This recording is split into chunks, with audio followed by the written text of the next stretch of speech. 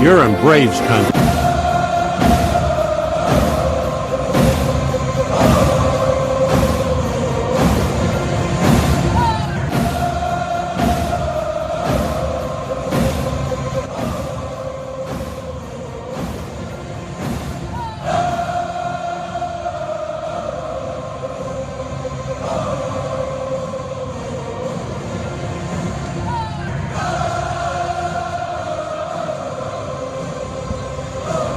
Happy lunchtime, Braves country. I got caught here for a second. Couldn't tell if I could say good morning, good afternoon. You know what?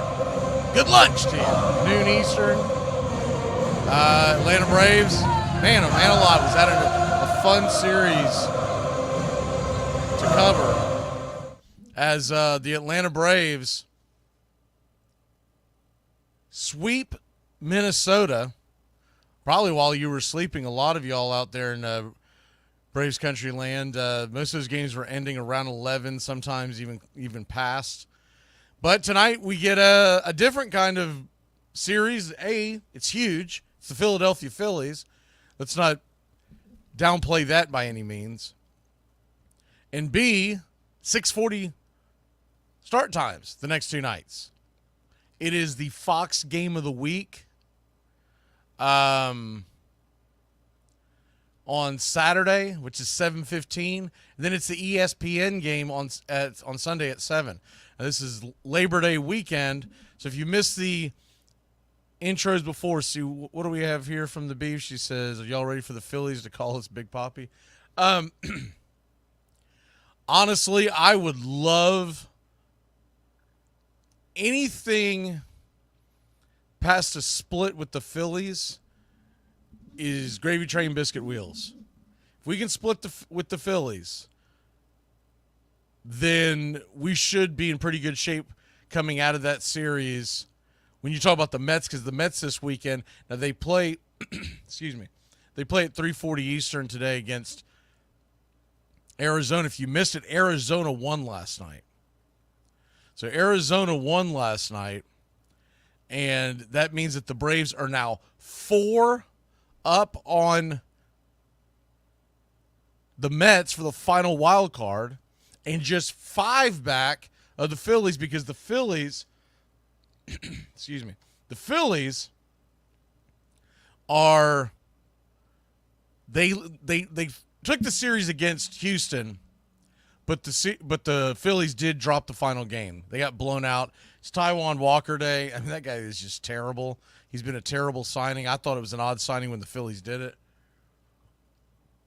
Good for them. I think they have him locked up for it's at least one more, if not 2 more.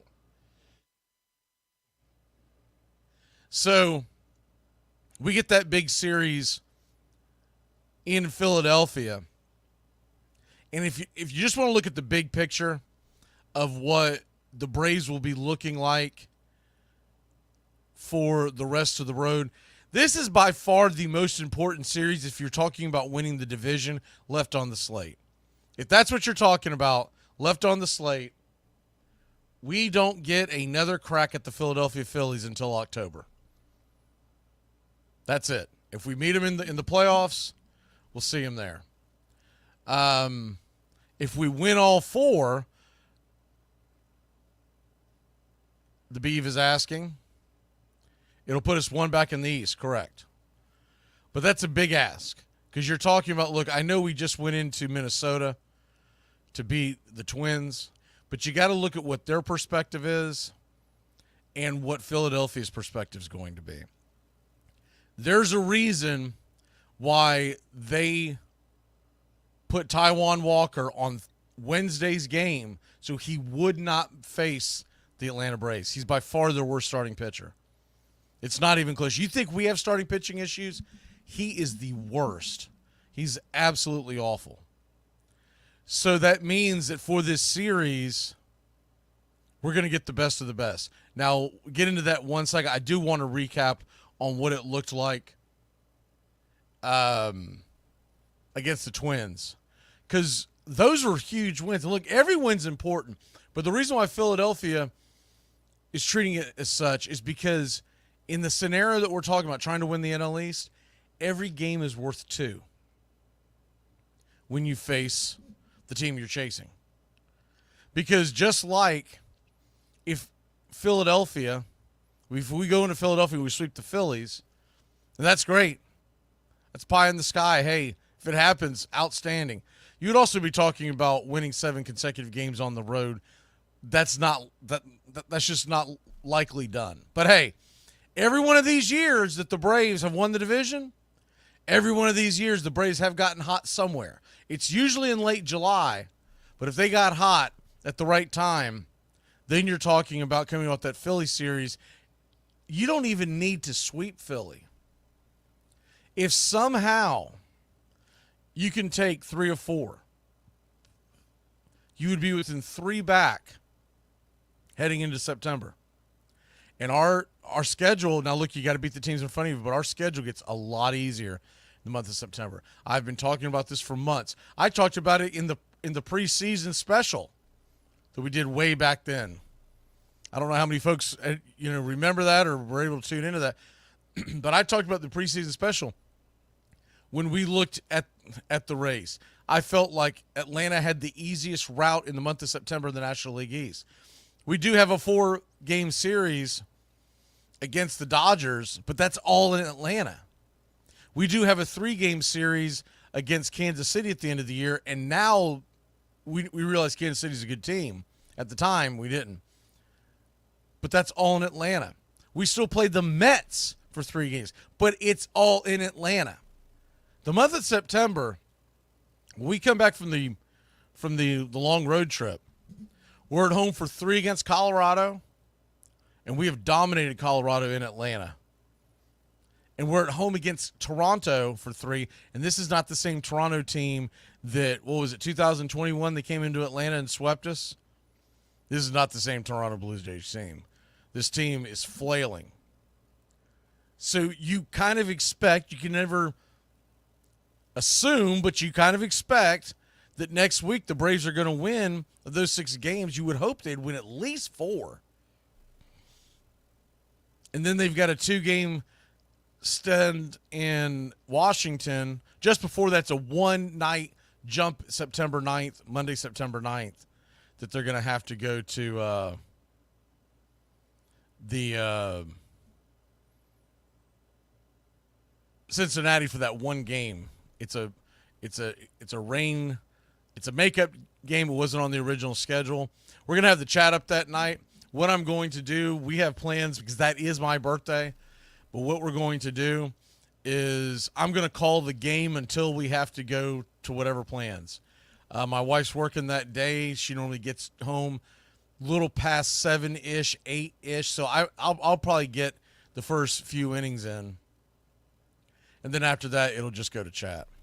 But that's the only weird thing going on with the schedule, other than the fact that this weekend, if you missed it, we're going to have the chat up Saturday night, the Fox game of the week, because we're going to do the game on Sunday because, A, it's an ESPN game. Everyone hates the ESPN coverage, so we figured we'd do that. A lot of people like to tune into Fox and whatnot, so I'm just going to take a step back and let them go watch Fox.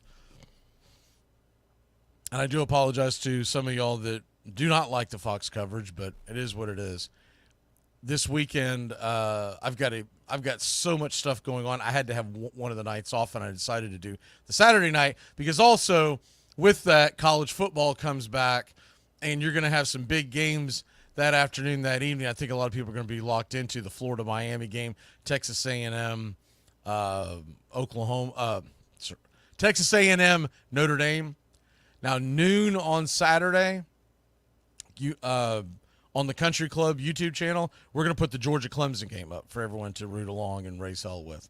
So if you want to chat in there, it's really being designed for people who are betting, but we're just slowly building it. The reason why it's on that channel, not this channel, so it won't mess up the algorithm, because we're not getting a lot of hits so far, which is fine, because that was exactly what Braves Country was when we first started it. Just celebrated the anniversary of Braves Country, the 3-year anniversary, but this is the 4th season we've been doing it. So you go in there, you chat, you hang out, whatever. But I don't want to mess up the algorithm here, because that's why the Sunday chats are over there. So it'll be a busy day for the Cover Country channel, because you're going to have the Georgia-Clemson game at noon, and then you're going to have the Braves game at 7:15.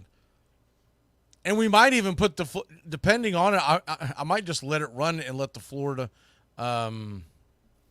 Miami game on there too. But like I said, I got a lot of junk going on that day.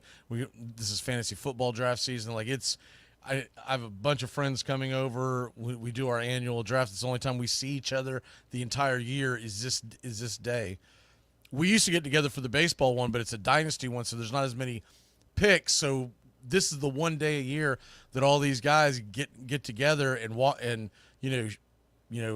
I like to say, drink beer and tell lies and watch a little football. And if you don't do an in-person fantasy football draft and you've been doing it for a while, you're missing out. I'm just telling you. If you're a young guy who's never done an in-person one because you've always drafted online, I'm telling you, it's a different experience. And we started doing it again right before the pandemic. We went up to cover the NFL draft in Nashville, and I've got a lot of friends in the Nashville area, so we decided to, let's get together, because I hadn't done one in years.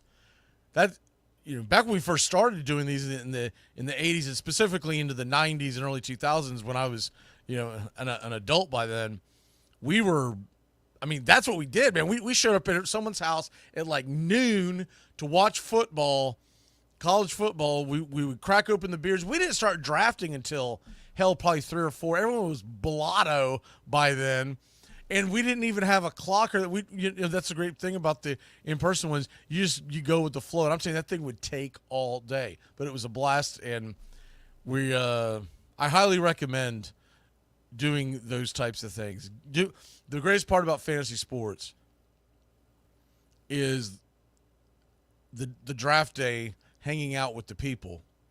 But even if you can't hang out with people, like let's say someone's moved away, you're scattered all over the country. If you can keep your league together, I highly encourage it, because it's the only time of the year you're going to see, even if it's in the chat, to be able to talk to these people. I am in a league. I was counting it up the other day with a guy. It's the oldest league that I'm in, and we are about, I can't remember if we've done 28 seasons or we're about to do the 28th season. But anyways, damn near 30 years. And we're still in it.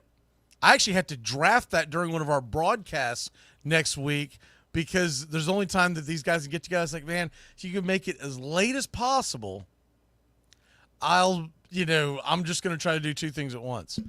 But we've got a few of our drafts. Another one in the Middle Tennessee area. This is our 21st season.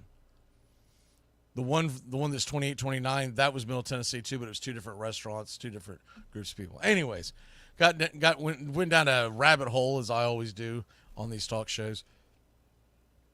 But we are going to have our draft on Saturday. Now, I know the Beeves in here. The Goat may or may not be in here. You're going to notice that you got an invitation to a second league. It is because there's a couple of people who didn't get in the first league that we want to be able to get in. And it's going to, and for the first time ever, we're going to put 2 trophy slabs on that trophy for the same year. So, and hell, you could become the first 2-time winner. You could get both your damn names on there. And we're also trying to come up with other things for folks to win. But then we're also putting together a prize pack for Country Club. And this will begin next weekend. So not this weekend because it's NFL based. It's based off the cover country situation. On Saturday mornings, the 8:30 morning show, live in our draft, we are going to be taking what has been pretty popular. It's become pretty popular over the last few years. I'd say the last 5 to 10 years has gotten really popular. It's called a survivor pool. And the survivor pool, we are going to have country club members. You got to be a country club member to play. You are going to put in your pick for the week, just like a survivor pool, and we'll explain all that down the road what it is. But you can Google what a survivor football pool is. But you're picking a team to win every week, and if they lose, you're out. The one person left standing, they're getting a prize pack. You're going to get a some Braves country merchandise, but we're also going to send you one of those collector helmets of your choice. Doesn't have to be a football team, but it's your football team of your choice. You can, if you want a Braves helmet instead, if you want some other, I'm pretty sure they still make them for the hockey too. Whatever sport, college, pro, whatever, we will send you one along with the. You're going to get some, hats and whatnot. But anyways, we'll get all those details together by next Saturday's show. That will be the survivor pool. But you got to be in and make your picks on the show to win. And we're going to tell you exactly what time, because I know some of y'all have some weird sleep schedules. So if you just want to set your alarm, get up and go, boom, this is my pick. Fair enough. But you got to be in during it, so that we can register your picks. Because I'm not going back digging through a video 19 hours later to see what time you picked to pick, and not doing it. So, anyways, that begins next Saturday. All right. And if it gets eliminated pretty quickly, we might even do 2 this year. All right. So the Minnesota series, I know there's a lot of football talk to get to the Minnesota series. Minnesota series, the biggest takeaway that I have of that, the Braves bats,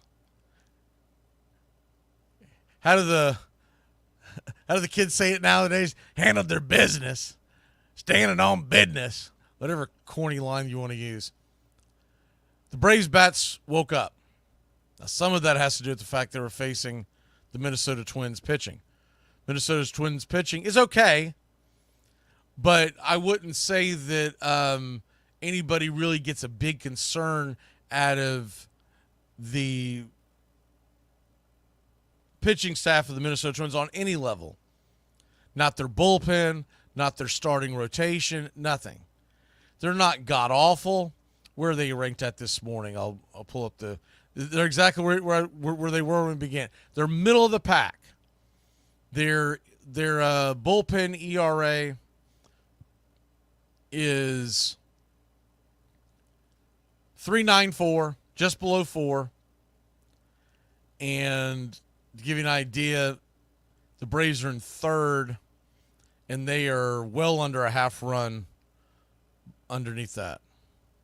By the way, Milwaukee's bullpen has been on fire. On freaking fire. They now lead Major League Baseball. It's been a 3-headed race between Braves, Cleveland, and Milwaukee. Milwaukee has now jumped ahead of Cleveland. Some of that's got to do with the dimensions of Cleveland Stadium. Once it warms up in the summer, it's not quite a launching pad, but it's damn near it. So we took advantage of the fact that they don't have great pitching. They have middle of the road pitching, like I said. And you can win with that, but at the same token, when you have an opportunity to go into someone's house in a place where that ball was flying, I thought that the Braves offense did what they were supposed to do. I thought we saw some really professional at-bats. I thought I saw a great meme. You wouldn't get the context, or I guess it was a GIF. You wouldn't get the context as much for me sharing it because it's so quick. But if you're familiar with the movie Moneyball, the gif was basically saying that AA had to have been in that room during Moneyball, Alex Anthopoulos, because the famous line where Brad Pitt's character Billy Bean sits down, and he's surrounded by all the old heads, all the scouts, and they're asking, how they're going to rebuild the team during the offseason because they lost 3 stars. And he's trying to explain to them, we don't care about the stars. We're trying to get to the on-base percentage, which is really morphed into what we talk about today, the OPS plus, blah, blah, blah. And the great scene is where, what's his name, Jonah? Brad points to Jonah when one of the guys says, why in the world are you wanting to sign this guy, this guy, this guy? And he snaps his fingers and he points at Jonah. He goes, because he gets on base. And they were talking about Whit Merrifield. Because he gets on base. Because he gets on base. And that's all they were trying to do. It's a great line, and it's a great tool. If you're not really sure on what the hell today's baseball is built on, if you've never seen Moneyball, go back and watch it. Beav says, with the helmet, can we get crayons also? What are you talking about?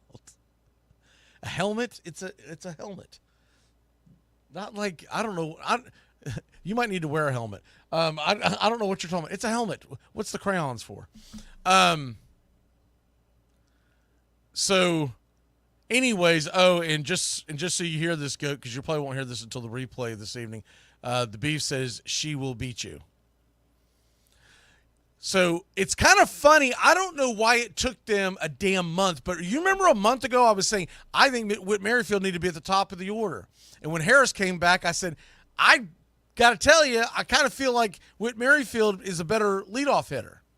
And it took them a few games to go, you know what, screw it. Harris, you're going to the 6th spot, which, by the way, I mentioned that months ago, that Harris's best spot in the entire order is number 6 because he doesn't hit with a high enough OPS. He doesn't have a high enough on-base percentage either by itself to be hitting at the 1 spot. But at the same token, in that 6th spot, he does get on base enough. He does have enough pop. And he's not going to kill you at the top of the order. On the nights where he's hot, you're going to love it. In the 6th spot, you imagine last night, if he gets hot and goes off, the guys that were in front of him, let's say you're trying to pitch around Ozuna and Olsen. And by the way, and everyone's loving Whit Merrifield, let's not sleep on the fact how damn good Ramon Laureano has been. I know he's had some goofy-ass things happen in the outfield defensively. He's also had some incredible throws, some great defensive plays. He really hasn't had one of those gaffes in a few weeks. I still say he should be sitting out in right field, Jorge in left field. And I know Jorge gave that great throw last night, but that's not the point. There's more, typically, in right field, there's more ground to cover because it's just the way you have to shade your defense. The left fielder, you're hiding your defensive player out there. That's why Barry Bonds hung out there. Yeah, he was roided up and hitting bombs. He wasn't worth a damn in the outfield. But he still looked upon as one of the better defensive left fielders because left field has guys like Eddie Rosario hanging out in it, right? So Soler, if you put him in left, he becomes a great defensive left fielder. He's just a below-average right fielder. But anyways, Laureano does give you the versatility that when they finally go sit Soler on the pine around the 7th inning, you can slide Laureano in, Kelenic goes into left, et cetera, et cetera. But this offense, my point was, can you imagine if Mike gets hot from time to time, doesn't have to carry the team, but you're going to have guys like Ozuna and Olsen and Ramon Laureano on base. We're hamstrung right now. In a perfect world, we figure out a better solution in the 7-hole. But on the days that Darnode is playing, you could have Darnode bat 5th, Harris 6th, and Ramon Laureano slides behind him at 7. And then that's a much stronger lineup. Murphy is just a disaster right now. And I like Smurf. I'm not trying to kill him. I know a lot of people will have unrealistic takes. Well, it's time to get rid of him. Got to get rid of him. He signed a 6-year deal, pimp. He's not going anywhere. It's the same thing with Orlando Arcia, and I get the frustration because I get frustrated. In the middle of a broadcast, that's all I can do sometimes not to go, well, you just kick him in the ankle so he goes on the IL, right? But it's not realistic to think that they're going to make these moves. You have salary constraints, and with those salary constraints, do you realize Orlando Arcia, when he signed his deal, was it what was that, late March of 2023? When he signed his last deal, it became a $2 million deal for this year, a $2 million deal for 2025, and oh, by the way, a club option for 2026 where he will be 31 years old. I think he's still raw as hell, and he could probably learn to become a much better hitter. He's not going anywhere. When you can pay your shortstop, your Gold Glove, should be Gold Glove shortstop, $6 million over the next 3 years, that opens up so many options. So many options. Beef says you jinx someone. I can't jinx them, Beef. Broadcasters can't jinx them. Y'all can jinx the hell out of them. But as John Sterling famously said, if I had that kind of power, they're paying me a lot. I'm incredibly underpaid is what he said. And it's a true story. Broadcasters can talk about whatever they want, whenever they want. We can't jinx them, but y'all can jinx the hell out of them. I know, because I used to not be here. I used to be sitting on the couch jinxing the hell out of a team. But you can't jinx your broadcasters. Because in that theory, you can't ever say a damn thing about anything.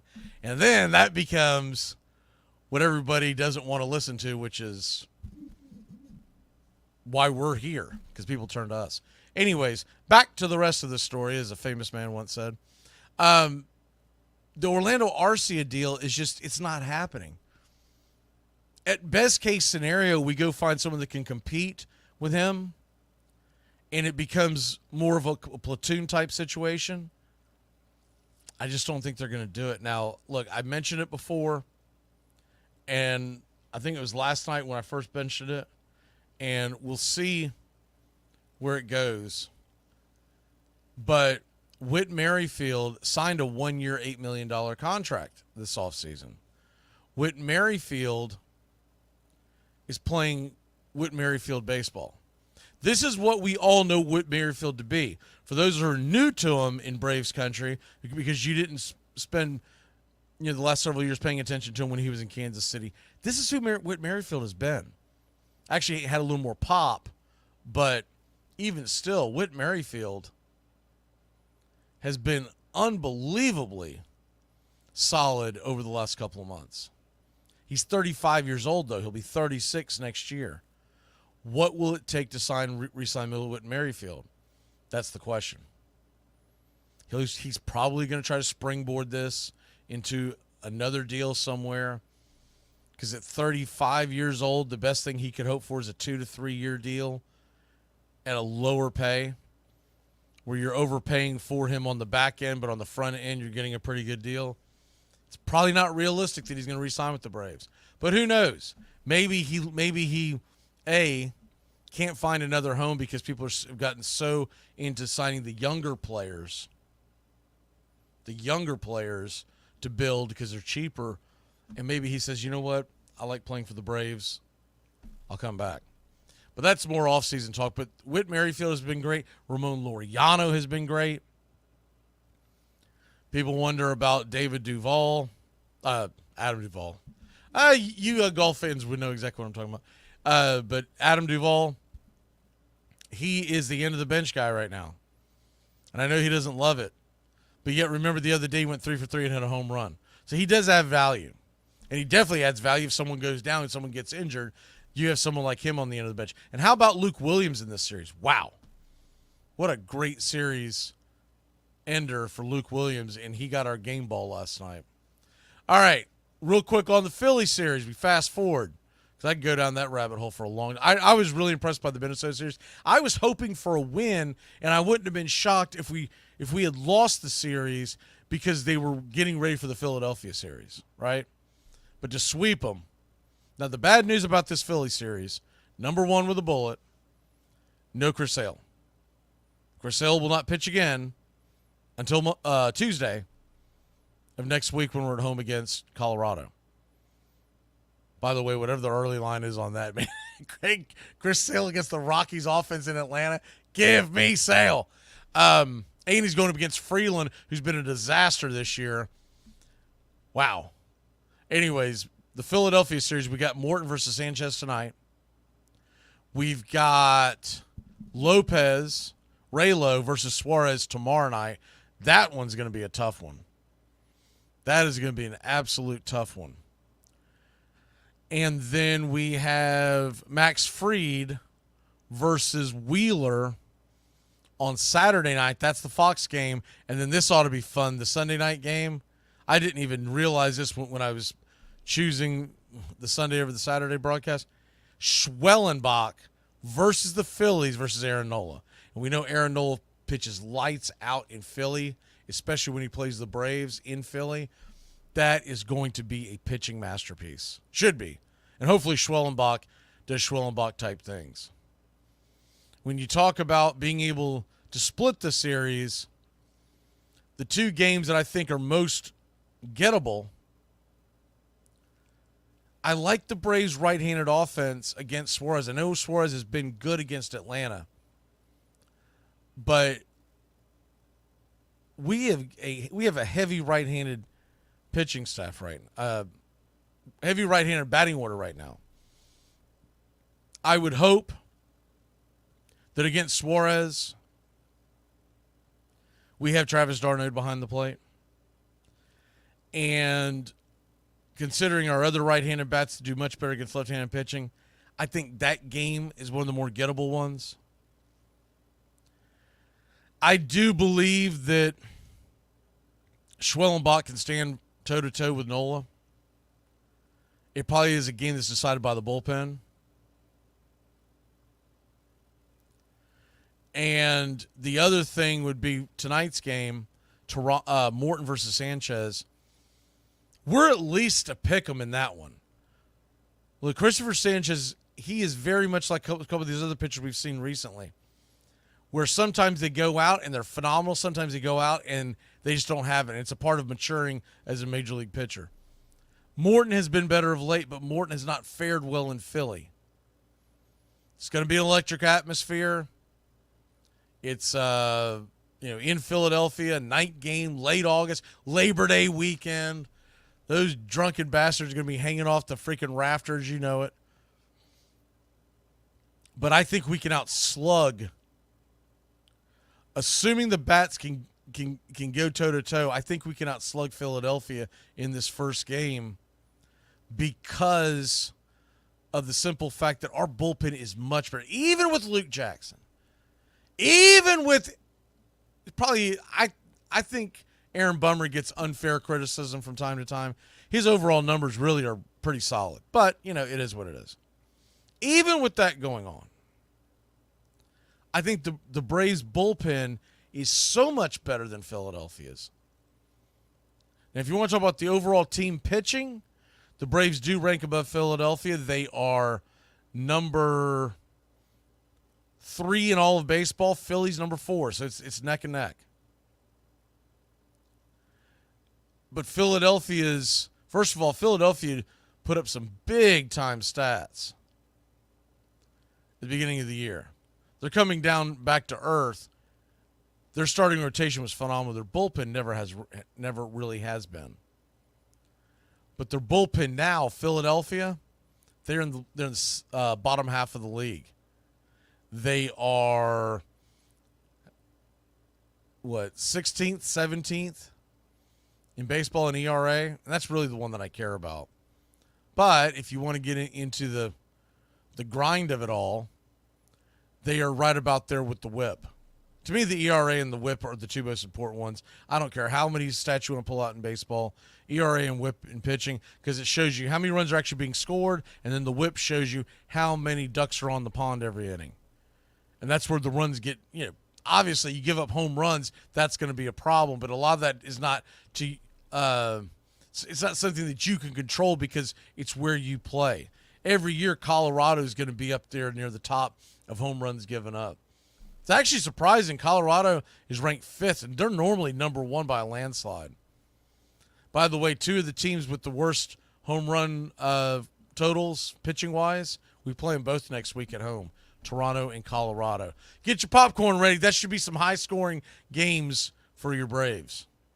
As far as Philadelphia goes, once again, they're middle of the road. So even though their team ERA says that they're top 5, remember it's a little slanted because they dominated the beginning of the year. They've got to a little bit recently. But their bullpen is exactly where you expect them to be. They're middle of the road. And in the back half of the year, they're actually bottom 3rd. So I think tonight is a game that's gettable, but the offense has got to show up. The offense, you can't expect Charlie Morton to go out there and spin 7 scoreless and just win the game 2-0. Not in that stadium. You just can't. The ball flies out to left field. Hell, the ball flies out everywhere. They do have a pretty deep center field, but the ball flies out in that stadium. And so when I look at the big picture on this series, the biggest thing that I take away from is I think tonight could be a pivotal game as far as if we don't win this game, I don't know if we win the series.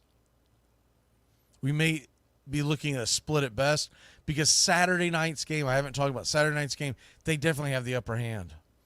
Max Fried has been horrific against the Phillies this year and last year.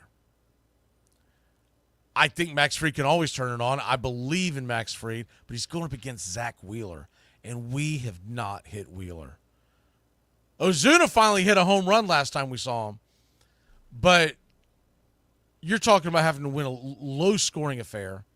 And what does your bullpen look like after what we've put him through over the last several games? What does it look like going into that Phillies series? That's why I don't think the schedules did us any favors not giving us a day off before we meet Philly, or at least a day off before we hit the road trip that rolled into Minnesota and then Philly. And it's always tough to massage that. We're going to play the clips now real quick as we get you ready for pitch-by-pitch, play-by-play of your Atlanta Braves tonight at 6:40. Here's Luke Williams right after the game last night. Well, Luke, Chris Sale was Chris Sale tonight. 8 hits for this Braves group. Defense was solid. You get the series sweep. What kind of momentum does this create, and how significant is it before heading to Philadelphia? It's awesome. That was a huge team win, huge sweep. Going into a 4-game series with Philly, I can't wait. It's going to be an awesome series. A couple of extra base hits for you tonight, a 2 RBI double, solid defensive play in the third. You think about all of these factors, how gratifying is it to step in and contribute for the team? Yeah, it feels great. I think it's even better to win and sweep, so that's the best part. And it's such a great group to play with, and I love it. I love it. Luke, we're out here every day. I can see you 2:30. I'm standing up in the press box, see you out here running drills, working on everything every day before the team takes the field. For you personally, to be ready for this moment, how has it paid off? Yeah, I've learned a lot last few years, and I think this year has been quite a year, and I'm just happy that I can contribute and help this team win. Well, it's been fun to watch. Congratulations. Thank you. So that was Luke Williams, and now real quick, I think what I'm going to do is I'm going to play Sale next, and then leave you with Snit, because on Snit we're going to we'll be obviously replaying this audio just before the game tonight, and with the Snit I want to be able to react to it right before we go on for the ball game. So here's Chris Sale. I think he's always a great interview. Here's Chris Sale on the game last night. Oh, good. Yeah, I mean, I think sometimes in those situations you kind of rear back a little bit more and just try to keep it there, especially in a close game. So yeah, just try to keep it where it's at. How much did that Soler throw mean to you, just to kind of have that boost right there? Yeah, I mean, that at the time it was kind of a game saver. To get kind of a free out, especially with guys in scoring position, and then you got an out and just a guy on first base. That was a big play in the game, big momentum shift. You've had to have a lot of quick reflexes in some of these games on the mound. I know, just in terms of that one tonight, did everything feel fine immediately afterwards? Yeah, it was one of those, I felt like it was hit harder than it was, so I kind of overreached, and it hit me right here in the palm of my hand, and then it hit me right in the chin, and yeah, it was not one of my finer moments, but at least I had everything attached at the end of it. Talk about series wins, but to get that extra one, that sweep, how big is that for momentum's sake? That's a huge boost. Winning series, that's kind of what you set your sights on. But to sweep a team, especially these guys, I mean, these guys are more than likely going to the playoffs. They're a great squad. Especially with where we're going next, going into Philly. It's a good time to have a happy flight. That fourth inning when they got two on, second and third, nobody out, what was your mentality facing the 3-4-5 coming up? I knew I was going to need a couple punch outs, and just trying to keep it where it was. I knew, again, it's a 1-0 ball game. Just got to give my offense a chance to kind of not get in the hole and just try to keep it where it's at. So that was Chris Sale.